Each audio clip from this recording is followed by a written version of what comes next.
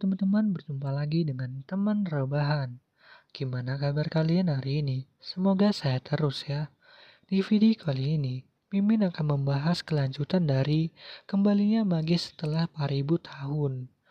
Bagi yang baru mampir, silakan like dan klik tombol subscribe-nya agar channel ini dapat berkembang ke depannya. Mohon maaf jika ada kesalahan penyampaian di video ini ataupun video sebelumnya. Tanpa basa-basi lagi, langsung simak saja videonya. Setelah itu, Lukas memulai kultivasi dan dirinya merasa kalau Lukas tidak bisa memakai seluruh kekuatannya di tubuh Frey. Jadi, Lukas memutuskan akan memusatkan energinya dan memperkuat pondasi. Dengan begitu, Lukas bisa mengumpulkan mana agar dirinya bisa melawan demigod. Oleh karena itu, Lukas harus mengembalikan kekuatan aslinya secepat mungkin. Bahkan dirinya harus melampaui kekuatannya di masa lampau. Dan keesokan harinya, Lukas berhasil mencapai peringkat 5 dalam dunia kultivasi. Namun, tidak disangka-sangka, Lukas tiba-tiba muntah dan ternyata itu merupakan kotoran yang menumpuk di dalam tubuh Frey. Lalu Lukas memutuskan untuk memuntahkan semuanya, sehingga tidak ada lagi sisa kotoran di dalam tubuhnya. Setelah itu, beberapa waktu berlalu, yang dimana di akademi berada. Di sini terdapat dua orang yang selalu memburi Frey. Ternyata nama dari si gendut adalah Jack, dan nama si kurus adalah David. Di situ mereka berencana untuk melihat Frey, yaitu MC kita. Dan mereka berbincang tentang Rumo Frey yang membawa banyak obat tidur untuk melakukan bunuh diri. Sedangkan di sisi lain, yang dimana Lukas berada. Setelah Lukas berhasil memuntahkan semua kotoran yang ada, Lukas tidak menyangka kalau semua kotoran itu berada dalam tubuhnya. Setelah itu, di dalam akademi, lebih tepatnya di kantin mahasiswa Akademi Westroad, semua orang yang melihatnya terkejut dan bertanya-tanya ada apa dengannya. Namun, di sini Lukas mengabaikannya dan menikmati makanan yang sedang ia santap. Setelah Lukas selesai makan, Lukas berjalan dan bergumam tentang apakah dirinya harus masuk ke kelas dengan anak-anak di usianya yang sudah tua. Tidak lama kemudian, Lukas sampai di depan pintu dan segera masuk ke dalam. Namun, tidak disangka-sangka, sekelompok pembuli sudah menunggu kedatangan dari Lukas. Mereka yang melihat Lukas terkejut dan bertanya-tanya, kenapa Lukas masih hidup? Ya, lebih tepatnya, si Frey Black, tubuh yang MC masuki. Lalu, Lukas mengabaikannya dan berjalan masuk ke dalam kelas.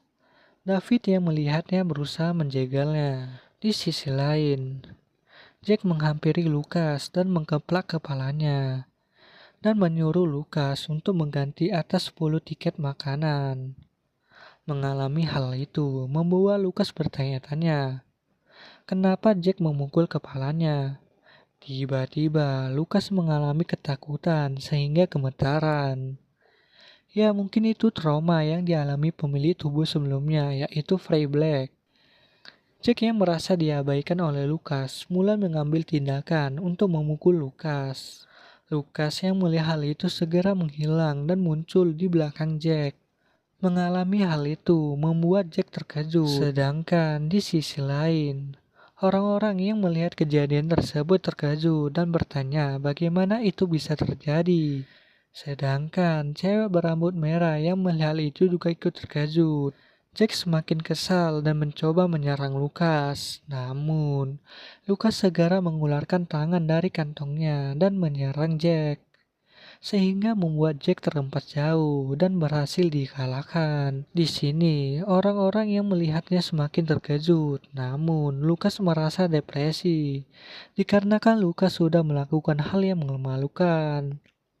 Dikarenakan Lukas sudah menyerang anak kecil.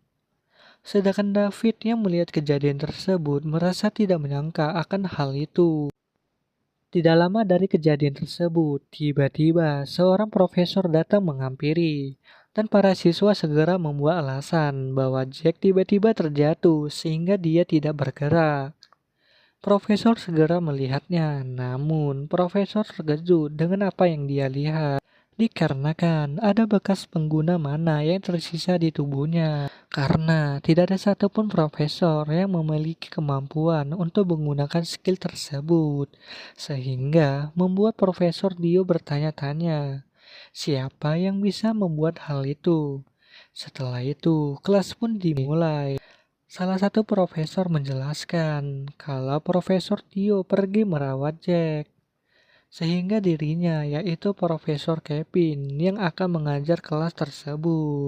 Profesor Kevin melihat sekeliling, sehingga membuat hawa nafsu dari Profesor Kevin bangkit, terutama Isabella yang menawan. Namun, di sini, Profesor Kevin melihat Lukas yang sedang fokus belajar.